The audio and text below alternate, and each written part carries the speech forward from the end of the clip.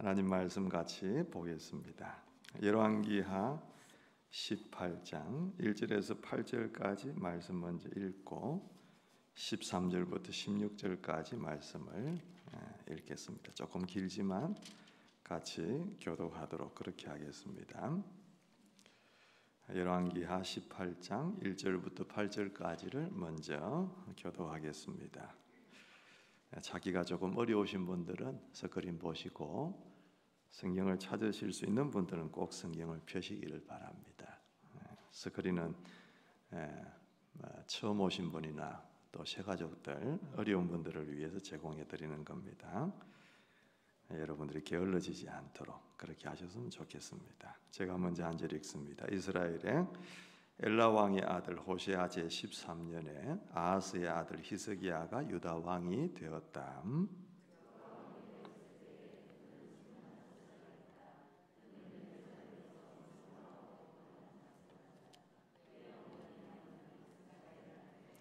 그는 조상 다윗이 한 모든 것을 그대로 본받아 주님께서 보시기에 올바른 일을 하였다.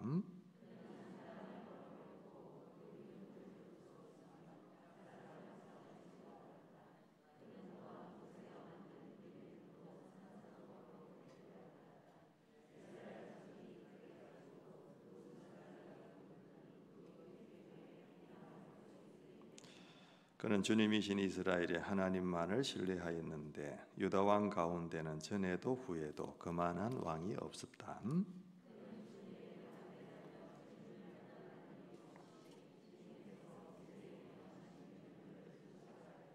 어디를 가든지 주님께서 그와 같이 계심으로 그는 늘 성공하였다. 그는 아시리아 왕에게 반기를 들고 그를 섬기지 않았다.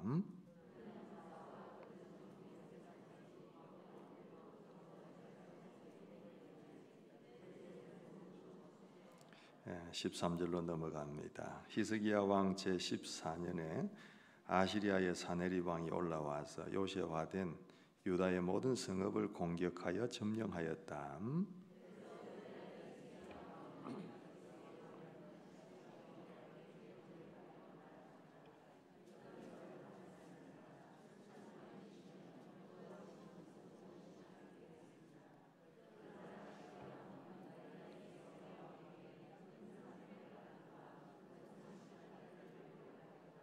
아, 15절 그리하여 히스기야는 주님의 성전과 왕궁의 보물 창고에 있는 은을 있는 대로 다 내주었다. 주님의 성전 문과 기둥에 자신이 직접 입힌 금을 모두 벗겨서 아시리아 왕에게 주었다. 아멘, 아멘, 할렐루야. 네. 오늘 여러분 칼럼 읽어보셨어요? 교회 일찍 오신 분들 아직 못 읽어보셨습니까? 뭐 나중에 읽어보셔도 괜찮습니다.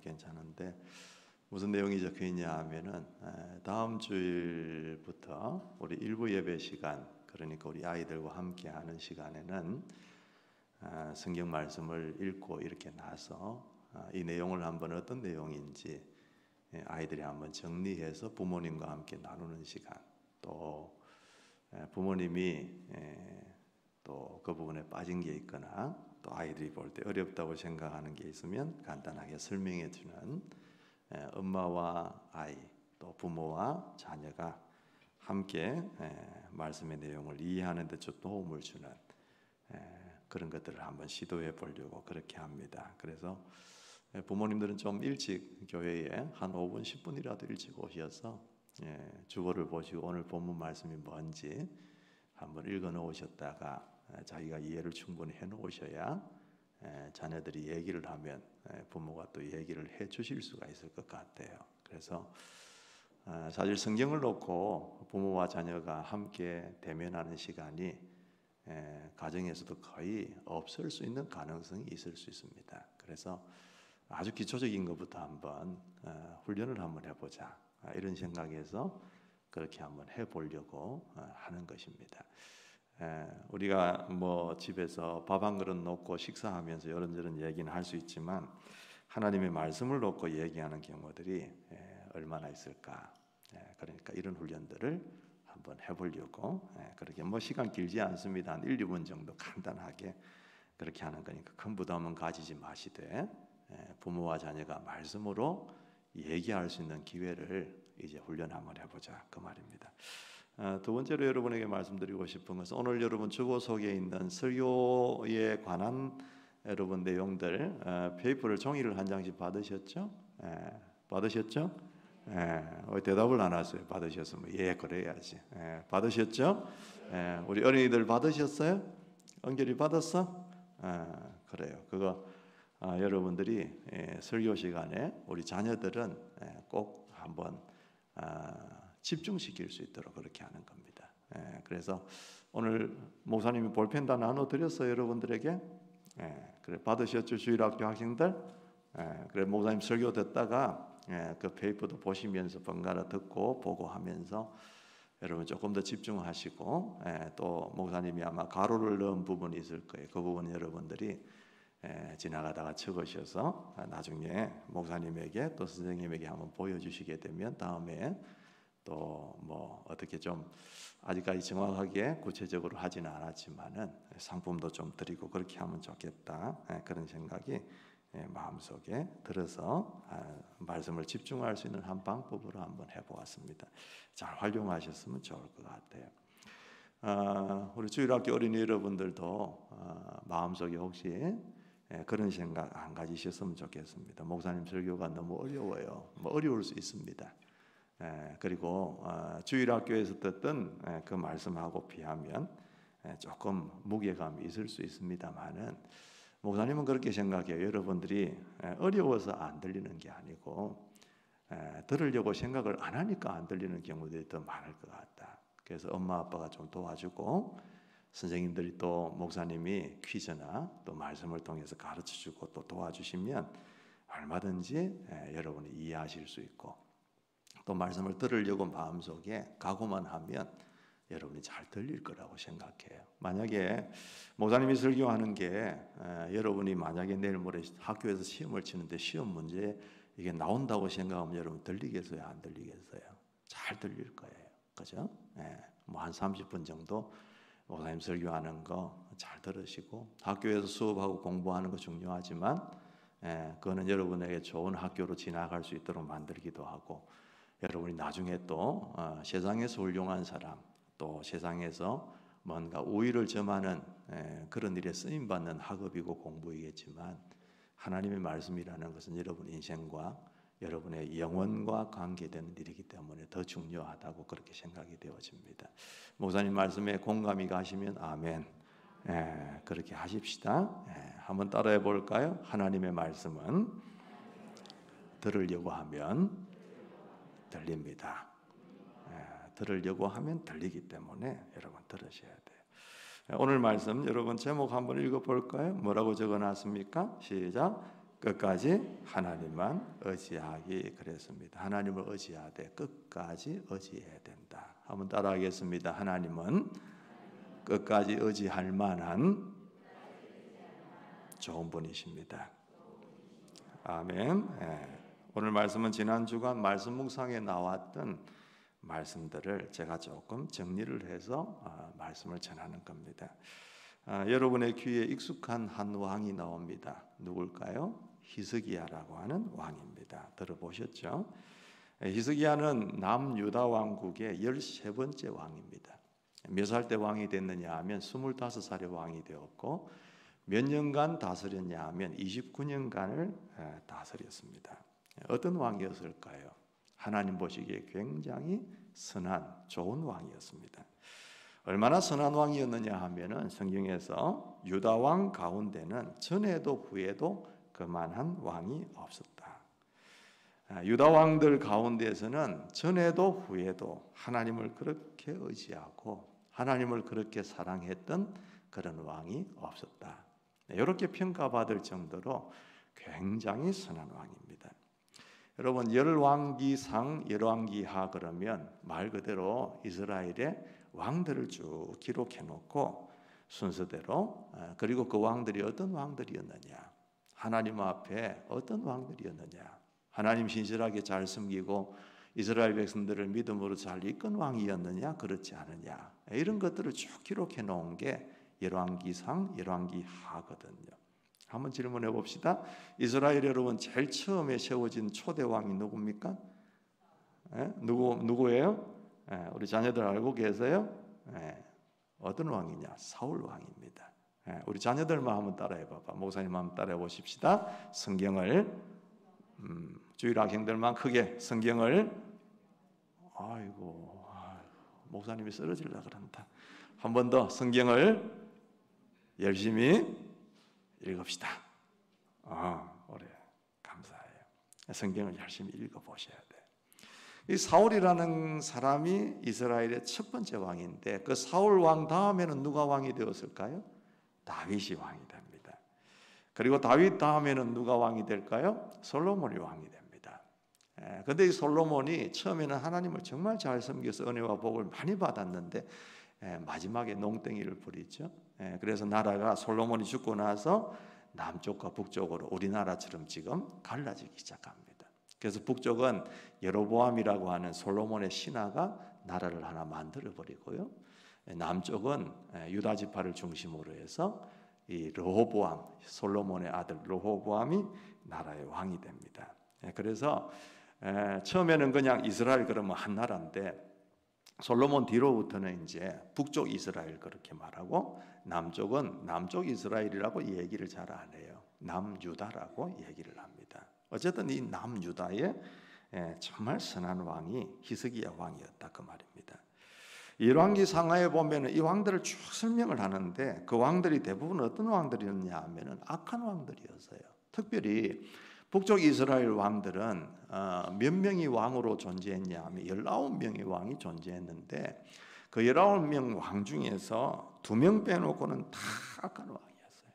그 2명도 그나마 좀 좋은 왕이었지 하나님 보시기에.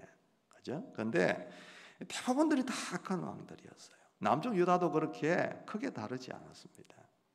어쩌다 간간히 선한 왕이 나왔지만 대부분이 악한 왕들이었어요. 악한 왕이었다는 정의는 뭐냐면 하나님이 보실 때 하나님 경외하지 않고 섬기지 않고 떠난 왕들, 우상을 숭배한 왕들 이런 사람들을 얘기하는 겁니다. 오늘 히스기야는 정말 하나님을 잘 섬긴 왕이었는데 히스기야의 아버지만 해도 그래요. 히스기야의 아버지는 아하스라고 하는 왕인데 이 왕은 지독한 우상 숭배자였습니다. 자기 아들을 그러니까 히스기야의 형님이 되겠죠. 자기 아들을 우상에게 불에 태워서 바치는 사람이 자기 아버지 아하스였습니다. 얼마나 악한 사람입니까? 그죠? 그리고 당대의 세계를 주름잡던 그 나라였던 아시리아. 그 아시리아에 가서 우상의 그 신전을 보고요. 와, 이거 대단하네. 이거 괜찮네. 그리고 그 아시리아 왕에게 잘 보이기 위해서 그 신전의 모양들을 다 그려가지고 자기가 나라에 돌아가기도 전에 사람을 보내어서 그 나라에 있는 우리아라고 하는 제사장에게 보냅니다. 그래서 이것대로 네가 내가 나라에 도착하기 전까지 만들어 놔라. 그래가지고 하나님의 성전에 있는 그 내용들, 기구들 이런 것들을 우상 신전에 그림 그려온 그것대로 다 짜 맞추기도 하고 그리고 나서 성전에 있는 하나님께서 모세를 통하여서 다 얘기하셨고 다윗에게 감동 주셔서 하던 그 성전 만들었던 걸 다 요리조리 배치를 따로 해가지고 엉망으로 만들어 놓는 그런 왕이 이 히스기야의 아버지 아하스의 했던 일입니다. 그런 가운데 히스기야가 등장한 거예요. 그러니까 하나님이 보실 때 얼마나 대단한 왕이었을까요? 하나님이 좋아하시는 왕, 가뭄의 단비 같은 존재, 보석같이 빛나는 존재, 그런 존재가 히스기야 아니었겠냐 그 말입니다. 그래서 여러분 오늘 성경을 보면 대단합니다. 여러분 3절, 4절, 5절, 6절 우리가 다 읽었지만은 한 절도 빼지 않고 3, 4, 5, 6 그렇게 이 히스기야 왕을 칭찬하는데 3절 보시면 뭐라고 하느냐 하면 다윗이 한 모든 것을 그대로 본받아서 주님이 보시기에 옳은 일을 행하였다. 다른 왕들은 보면 다윗의 길을 따르지 않고 이렇게 나오는데 히스기야는 다윗이 한 모든 것을 그대로 본받았다 그렇게 얘기하고 4절에 보면은 무슨 산당을 헐어버리고 우상을 섬기던 돌기둥, 아세라 목상 다 찍어 없애버립니다. 특별히 눈에 띄는 게 뭐냐 하면은 모세가 광야에서 만들었던 구리뱀, 놋뱀 그것도 산산조각 내버렸다고 말이에요. 여러분 구리뱀이 뭔지 아세요? 광야에서 이스라엘 백성들이 40년 동안 살았잖아요. 하나님 앞에 불평합니다. 그러니까 하나님께서 불뱀을 보내가지고 막 사람들을 물어서 죽이도록 만들었잖아요. 벌을 내리시는 거예요. 그럴 때 모세가 하나님 앞에 가서 중보기도 합니다. 하나님 살려주세요. 이 백성들 여기서 다 죽으면 하나님 영광 가리지 않습니까? 하나님 이거 멈추게 해주세요. 살려주세요. 그렇게 중보기도를 간절하게 하니까 하나님께서 그러면 놋으로 뱀을 만들어서 장대 위에 높이 달아라. 그걸 바라보는 사람만 살게 될 것이다. 그래가지고 그 구리뱀을 주고 가다가 불뱀에 물려서 주고 가는 사람도 구리뱀을 바라보기만 하면 그냥 낫게 되는 그런 역사가 일어났던 그 놀라운 기적의 한 형상이 이 놋뱀, 구리뱀이었어요. 이스라엘 백성들이 그 놋뱀이나 구리뱀, 놋뱀, 구리뱀 그걸 보면서 막 숭배하고 분향하고 제사를 드리는 그런 우상을 갖다가 또 섬겼다고 말해요. 그러니까 그것조차도 산산조각을 내버리는 거예요.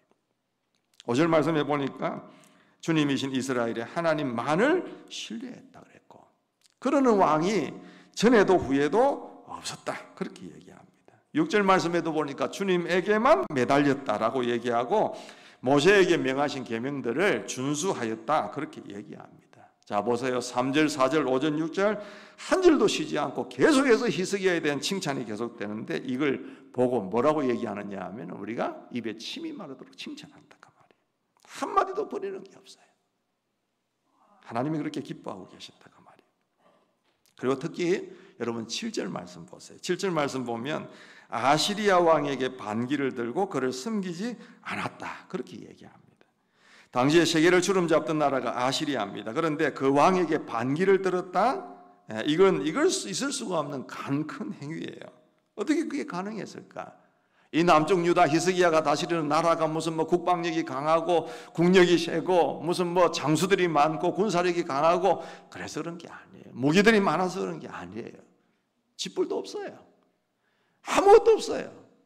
그런데도 불구하고 하나님을 전적으로 의지했기 때문에 우리가 하나님께서 우리를 도와주시면 저 엄청나고 무시무시한 아수르도 우리가 충분히 이길 수 있을 거야. 그걸 믿음으로 이 히스기야가 마음속에 가지고 있었기 때문에 이게 가능했던 거예요. 5절 말씀 보세요. 그는 주님이신 이스라엘의 하나님만을 신뢰했는데 6절 말씀 그는 주님에게만 매달렸다 그렇게 얘기하잖아요. 하나님 아시리아가 강하다고 하지만 하나님께서 우리의 편이 되시면 그리고 하나님에 비하면 저것들은 아무것도 아닙니다. 하나님 우리 도와주시면 우리는 저거 싸워서 이길 수 있습니다. 이런 믿음을 히스기야가 가지고 있었기 때문에 아시리아 같은 정도는 눈도 끔찍하지 않았고 그에 대해서 두려워하지도 않았다는 말이에요. 자, 여러분들이 하나님 같으면 히스기야에게 어떻게 하시겠어요? 얼마나 복을 주겠어요? 얼마나 축복하겠습니까? 7절 말씀 여러분 같이 한번 읽어보겠습니다. 7절 성경 보시고 한번 읽어볼까요? 하나님이 어떻게 하셨는지 보겠습니다. 시작. 어디를 가든지 주님께서 그와 같이 계심으로 그는 늘 성공하였다 그랬습니다. 8절 말씀 또 같이 한번 읽어보겠습니다. 그는 시작. 그는 가사와 그 전 경계선까지 또 망대로부터 요새화된 성읍에 이르기까지 블레셋을 모두 쳐 부수었다 그렇게 얘기합니다. 어디를 가든지 주님이 함께해 주셨다. 그러니까 성공했다 그 말입니다. 가사라는 곳은 어디냐 하면은 블레셋 땅인데 블레셋의 5대 성읍 중에 하나입니다. 별명이 뭐냐 하면 사막의 항구 그리고 유목민의 시장 그렇게 극찬을 받는 교통과 무역의 중심지. 그러니까 블레셋이 그 가사라는 곳 빼앗기고 싶은 곳이 아닙니다. 그런데 하나님이 히스기야와 함께 해주시니까 그 블레셋을 점령하고 블레셋의 땅을 빼앗고 도시를 점령하고 그들을 쳐부수는 역사까지 일어났다 그 말입니다.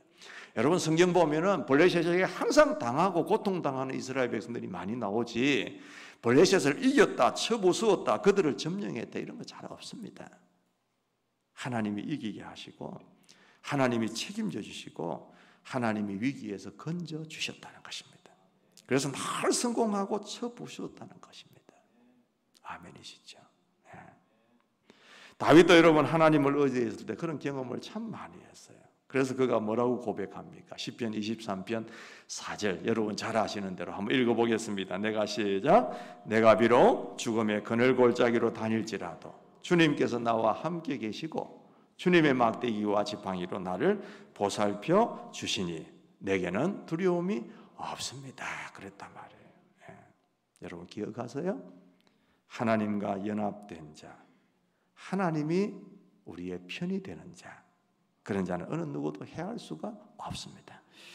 여러분의 삶이 그렇게 되기를 주님의 이름으로 축복합니다. 여러분의 삶이 그런 하나님과 연합된 삶이 되기를 바랍니다. 하나님만 의지하면, 그래서 하나님과 연합되면 사람도 세상도 상황도 어떤 것도 문제가 되지를 않습니다. 그분만 의지하세요. 그러면 우리도 히스기야와 같은 복된 인생을 살 수 있다는 것입니다. 여러분 아멘이 되시기를 바랍니다. 그게 앞에 읽었던 8절까지의 말씀이에요. 여기서 설교가 끝나면 얼마나 좋을까요? 그런데 여러분 뒤에 읽었던 13절부터 16절까지를 보면 어떻습니까? 분위기가 완전히 달라집니다. 아시리아 왕 사네립이 이 남유다와 히스기야를 괘씸죄를 걸어서 쳐들어옵니다. 이것들이 나를 어떻게 보고 그러면서 쳐들어오잖아요. 여러분 방금 설명드린 8절까지의 히스기야 같으면 어떻게 해야 될까요? 하나님이 계시니까 너가 쳐들어와도 우리는 걱정이 없어. 끄떡 없어. 그러면서 눈도 끔찍하지 않을 텐데 오늘 말씀에 어떤 내용이 나옵니까? 히스기야가 아주 굴욕적으로 항복하는 장면이 나옵니다. 아시리아 왕에게 반기를 들고 그렇게 그를 섬기지 않았던 히스기야가 아주 굴욕적으로 이 아시리아에게 항복을 하고 있단 말이에요. 그리고 14절 보시면 히스기야가 사람을 보내서 뭐라고 얘기하느냐 하면은 우리가 잘못했습니다. 철수만 해주신다면 요구하시는 것은 무엇이나 드리겠습니다. 이미 아시리아의 왕이 쳐들어왔어요. 와서 지금 막 점령을 하고 이제 예루살렘으로 진군을 하려고 그렇게 하고 있을 때에 이 히스기야가 우리가 정말 잘못했습니다. 우리가 판단을 잘못했습니다. 당신을 그동안 안 섬긴 것, 잘못 섬긴 것 용서해 주시기를 바랍니다. 우리나라에서 물러만 가주시면, 철수만 해주시면 뭘 요구하시든지 내가 다 만들어서 드리겠습니다. 히스기야답지 않은 지금 모습을 보여주고 있어요. 그러니까 아시리아 왕이 뭘 요구합니까, 여러분? 금 30달란트, 은 300달란트를 내놔라. 그렇게 얘기합니다. 자, 제 옆에 뭐가 있어요, 여러분? 골드바가 있어요. 골드바 지금. 저게 화면에 그냥 나오는 게 아니고 금입니다. 금. 저거 하나의 무게가 얼마인 줄 아세요? 1kg짜리입니다. 1kg. 제가 네이버에 뒤져보니까 1kg짜리 저 골드바 하나가 얼마냐? 지금 여러분 살려고 하면은 7,700만 원을 저거 하나 주고 사야 돼요. 저거 하나를 살 수 있는 게 7,700만 원입니다. 자, 저게 1kg입니다. 근데 금 30달란트를 내놔라고 얘기할 때에 여러분 계산해 보세요. 30달란트는 우리가 좀 쉽게 얘기하면은 몇 킬로냐 하면은 1000kg입니다. 1톤입니다. 1톤. 그럼 방금 여러분 보여드렸던 그 1kg짜리의 금괴가 몇 개 있어야 됩니까, 여러분? 1kg짜리가 1000kg짜리가 되려면 몇 개 있어야 돼요? 역시 계산이 잘 안 되시나 보네. 1000개가 있어야 되면 1000개. 단순 계산을 해봐도 7,700만 원짜리가 한 개 1kg인데 그럼 여러분 1000kg 같으면 얼마나 될까요? 7,700억이 되는 것이죠. 맞습니까? 아니면 그만이고. 그래요. 그만큼을 내놔라고 얘기합니다. 은 300달란트. 그런데 여러분 아수르의 문헌에 보면 은 300도 아니에요. 은 800을 내놔라. 그들은 더 많은 것을 얻었다는 걸 이제 과시하기 위한 거니까 어느 게 맞는지는 모르겠습니다만은 은 300달란트 같으면 여러분 10톤입니다. 10톤. 어마어마한 양입니다. 그거 내놔라 그럽니다. 그래서 어떻게 합니까, 여러분? 성전과 왕궁의 보물 창고에 있는 은과 그리고 진귀한 것들을 다 끄집어내어서 그냥 있는 대로 보내줍니다. 그리고 여러분 16절에 보면 우리가 읽은 마지막 부분 참 가슴 아픈 얘기가 나와요. 무슨 말씀이 나옵니까? 그때의 유다의 히스기야 왕은 주님의 성전 문과 기둥에 자신이 직접 입힌 금을 모두 벗겨서 아시리아 왕에게 주었다. 그렇게 얘기합니다, 여러분. 저는 이 부분을 보면서 눈물이 핑 돌더라고요. 뭐라 그랬어요? 자신이 직접 입힌 금이라 그랬어요. 이 아시리아, 히스기야가 성전의 문과 성전의 기둥에 물론 자기가 직접 작업을 하지는 않았겠지만, 그죠? 그 금을 입힐 때의 마음이 어떻겠어요? 하나님이 이 금을 주님의 성전과 주님의 성전 기둥과 문에다가 제가 입혀드립니다. 하나님이 최고입니다. 이 금이 무슨 대단한 것이 되겠습니까? 이 금 말고도 더 비싼 게 있고 더 좋은 게 있다면 여기에 다 입혀드리고 싶습니다. 하나님밖에 없습니다. 하나님이 안 계셨으면 내가 어떻게 되며 하나님이 안 계셨으면 우리나라가 어떻게 되겠습니까? 하나님이 최고입니다. 하나님이 영광 거두십시오. 그러면서 막 금을 그 성전에 팔아드리지 않았겠냐 그 말이죠. 그런데 그렇게 하나님 앞에 바쳤던 그 금을, 하나님을 위해 입혔던 그 금을 벗겨내어서 아시리아 왕에게 보내고 바쳐야 되는 그런 신세가 됐다는 게 얼마나 비참한가 그 말이에요. 아마도 그걸 벗기고 있는 히스기야는 그 눈에도 눈물이 그렁그렁했을 겁니다. 안 그렇겠어요? 여러분, 왜 이렇게 됐을까요? 그 대단한 히스기야가 말입니다. 25살의 왕위에 올라서 각종 우상을 없애는 것은 물론이고 모세의 노변까지도 산산조각 냈던 그가 왜 이렇게 됐을까 말입니다. 하나님을 신뢰하는 것이 유다에 전에도 이런 왕이 없었고 후에도 이런 왕이 없었다라고 했던 그가, 그렇죠? 아시리아 왕의 반기를 들고 그를 섬기지 않았지만 오히려 하나님께서 이기게 하셨고 하나님이 책임져 주셨고 하나님이 위기에서 건져 주셔서 아시리아의 동맹국이었던 그 블레셋조차도 점령을 하고 쳐부으셨던 그가 왜 이렇게 신세가 됐을까? 그 열쇠가 있다면 여러분 13절 초반의 말씀이에요. 13절 초반 한번 보세요. 히스기야 왕 제14년에 히스기야 왕 제14년에 그랬어요. 무슨 말입니까, 여러분? 그만큼 세월이 흘렀다는 이야기입니다. 25살에 폐기 있던 그 히스기야, 그렇게 하나님을 전적으로 의지했던 그 히스기야가 이제 14년이 지나서 그 나이가 한 40 정도가 됐다는 얘기입니다. 그동안에 무슨 일이 있었을까요? 무슨 일이 있었길래? 여러분, 히스기야 왕의 시절에 활약했던 선지자가 누구냐 하면은 이사야 선지자입니다. 이사야 선지자가 이런 책망을 히스기야에게 합니다. 여러분 한번 보시겠습니까?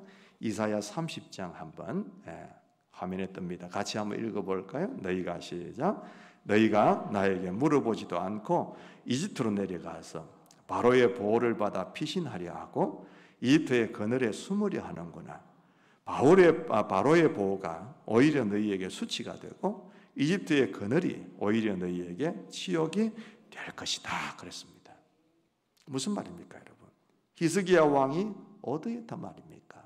이집트를 의지했다는 말입니다. 아시리아가 강대합니다. 그 강대한 것도 모자라서 블레셋과 같이 동맹을 맺어서 주위 국들을 괴롭히고 있습니다. 그 괴롭힘을 당하는 나라 중에 하나가 여러분 이 남유다, 북쪽 이스라엘도 마찬가지지만 그랬을 때에 히스기야가 어떻게 합니까? 그 하나님을 전적으로 의지했던 마음을 빼앗기기 시작하는 거예요. 아시리아가 두려워지기 시작하고 블레셋이 두려워지기 시작할 때에 그가 인간적인 마음으로 머리를 씁니다. 우리가 어떻게 하면 여기 살아남을 것인가? 그러면 그나마 강대국인 이집트와 동맹을 맺어야 되겠다. 이 생각을 히스기야가 가지고 이집트를 의지했다는 것입니다. 그런데 이게 왜 하나님 앞에서 물론 이집트를 의지했다는 게 하나님이 보실 때는 좋은 일은 아니지만 더군다나 더 책망을 받을 일이냐라고 하면은 하나님께서 이사야 선지자를 통해서 아시리아가 앞으로 어떻게 될 것이라는 것을 예언을 이미 하셨어요. 한 번 더 볼까요? 이사야 14장 24절에서 25절까지 말씀입니다. 하나님이 아시리아의 미래를 예언하신 말씀이에요. 한번 읽어보겠습니다. 만군의 시작. 만군의 주님께서 맹세하여 말씀하신다. 내가 계획한 것을 그대로 실행하며 내가 뜻한 것을 그대로 이루겠다. 내가 나의 땅에서 아시리아 사람들을 어스러뜨리고 나의 산 위에서 그들을 밟아버리겠다. 그들이 나의 백성에게 매우 멍에를 내가 벗겨주겠다. 그가 씌운 멍에가 그들에게서 벗겨지고 그가 지운 짐이 그들의 어깨에서 벗겨질 것이다. 하나님이 아시리아에 대한 예언을 이사야를 통해서 해주셨단 말이에요. 이걸 히스기야가 들었을까요? 못 들었을까요? 들었습니다. 그러면 히스기야가 애쓰지 않아도, 이집트하고 동맹을 안 맺어도 그냥 놔둬도 하나님께서는 무슨 방법을 통해서라도 이 아시리아를 반드시 말씀하신 대로 멸절시키신다 그 말이에요. 하나님의 손에 망하게 되어 있다는 것입니다. 그러니까 하나님께서 너고 신경 쓰지 말고 두려워하지 말으라고 얘기를 하신 거예요. 그런데도 히스기야는 어떻게 합니까? 아시리아가 두려워지기 시작하는 거예요. 그래서 이틀을 의지하고 동맹을 맺은 거예요. 그 14년의 세월이 히스기야의 하나님을 향한 패기와 의존도 열정들을 빼앗아 가버렸다는 겁니다. 여기서 우리가 뭘 느낄 수 있는 게 있느냐? 하나님만을 신뢰하는 것이 그렇게 쉽지 않다는 것을 얘기하는 거예요.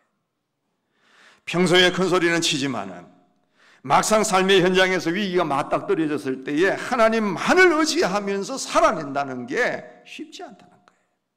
그렇게 큰 소리 치던 베드로도 주님, 다른 사람 다 주님 버리고 떠나지로 나는 주님 안 버립니다. 그렇게 했던 베드로도 막상 그 상황이 닥쳐지니까 3번씩이나 주님을 부인하고 있지 않습니까?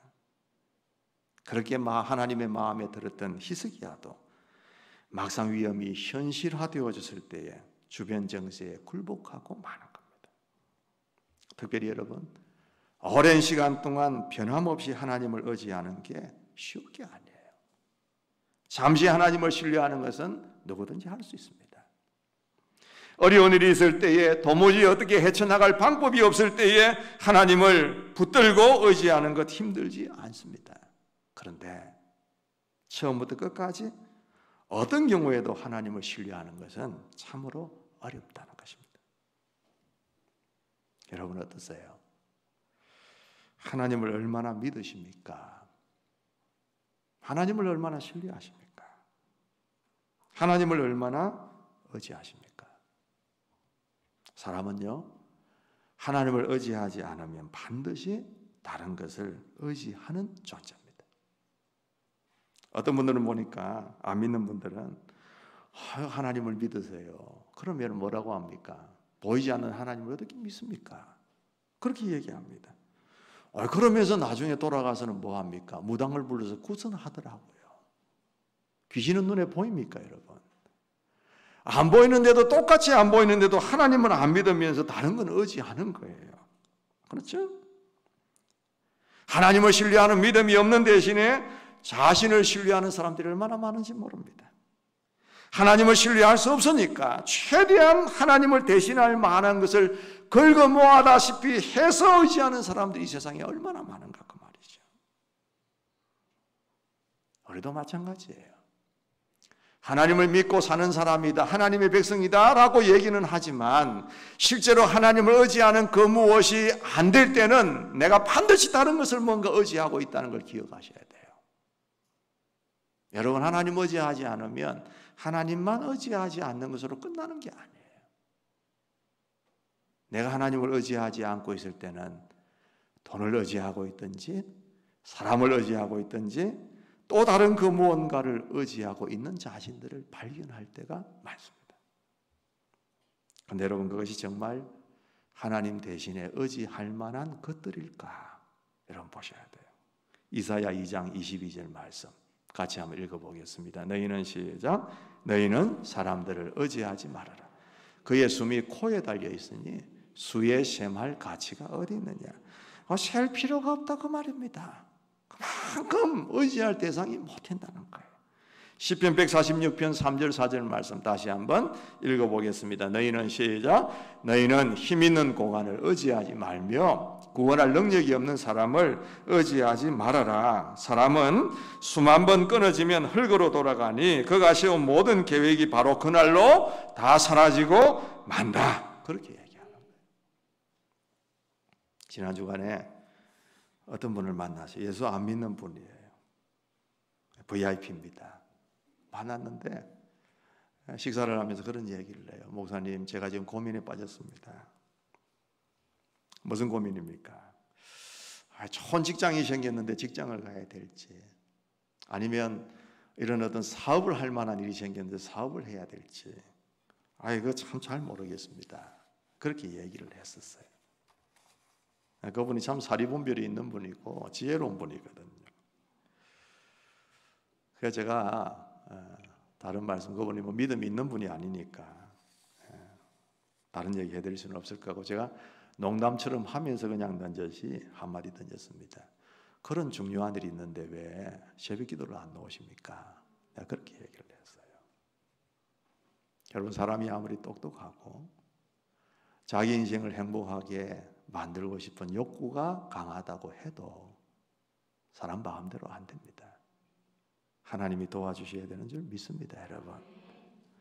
아시리아는 히스기야가 왕위에 올랐을 때나 왕위에 오른 지 14년이 지난 지금이나 그 위세는 등등합니다. 동일합니다.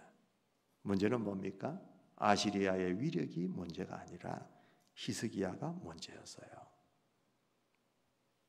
하나님을 의지해야 될 줄 믿습니다, 여러분. 우리가 하나님만을 의지하려고 하면 여러분 어떻게 해야 될까요? 한번 따라하겠습니다. 하나님의 능력을 믿어야 합니다. 아멘. 하나님의 능력을 믿어야 합니다. 이게 믿어지면 다른 거의 능력이 두렵지가 않아요. 이게 믿어지면 사람이 두렵지 않고 나에게 다가오는 환경이 두렵지 않고 어떤 집채만한 어떤 파도 같은 것이 나를 덮쳐도 두렵지를 않아요. 근데 하나님의 능력이 믿어지지 아니하면 조그만한 게 나에게 달려들어도 그것 때문에 간을 졸이고 낙심하고 어떻게 해야 될지 고민하고 밤잠 못 이루고 그럴 때가 얼마나 많은지 모릅니다. 우리 자녀 여러분 잘 들으세요.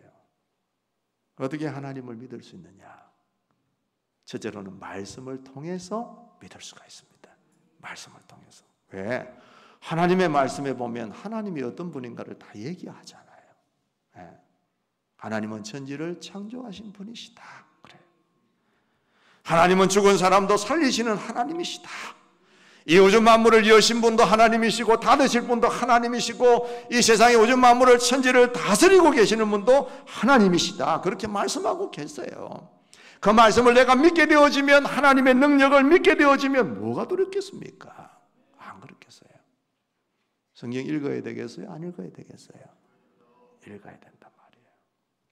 또 한 가지는 어떤 게 있을까요? 우리가 경험을 통해서 하나님의 능력을 믿을 수가 있습니다. 어떤 경험? 기도의 응답의 경험들이에요. 그래서 여러분, 목장에서도 열심히 기도해요. 가정에서도 열심히 기도하셔야 돼요. 여러분에게 어려운 일이 생겼어요? 그거는 여러분이 하나님을 경험할 수 있는 기회를 가지는 거예요. 어려운 일이 생기면 기도하라는 거구나. 기도를 통해서 하나님을 경험하라는 거구나.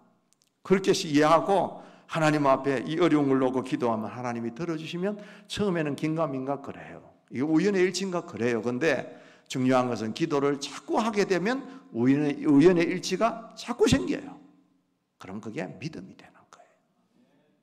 한번 따라하겠습니다. 하나님의 말씀을 읽고 듣고 믿으십시다. 자, 하나님께 기도하고 하나님을 경험하십시다. 한 번 더 크게 어려울 때 딴 생각하지 말고 하나님께 기도하십시다. 아멘. 그 어떤 것보다도 하나님이 크신 분이시라는 걸 믿는다면 하나님을 의지하는 것은 어렵지 않아요. 이것은 결국 믿음의 문제입니다. 히스기야가 하나님을 의지할 때는 거위새등등한 아시리아도 전혀 두렵지가 않았어요. 그러나 히스기야가 하나님을 의지하는 믿음이 약해졌을 때는 그게 그렇게 무서워 보일 수가 없었습니다. 굴복합니다. 비참해지는 거예요. 마찬가지예요. 우리도 크신 하나님을 의지하지 않으면 사람 보이고 환경도 보이고 상황도 보이고 두려움으로 그대로 내한테 다가오게 되어 있어요. 여러분 언제 어디서나 어떤 상황 속에서도 끝까지 하나님만을 신뢰하는 사람이 되시기를 주님의 이름으로 축복합니다. 주님만 의지하여 끝까지 믿음으로 승리하는 여러분 되시기를 주님의 이름으로 축복합니다. 옆에 계신 분들에게 한번 그렇게 얘기해 주세요. 하나님만 의지하십시다. 시작. 더 거기 한 번 더 하나님만 의지하십시다. 말씀 한 구절만 딱 더 보고 마치도록 하겠습니다. 시편 146편 5절 말씀입니다. 힘차게 한번 읽겠습니다. 시작. 야곱의 하나님을 자기의 도움으로 삼고 자기의 하나님이신 주님께 희망을 거는 사람은 복이 있다. 아멘. 아멘. 아멘. 기도하겠습니다. 옆에 자녀들이 있으면 자녀들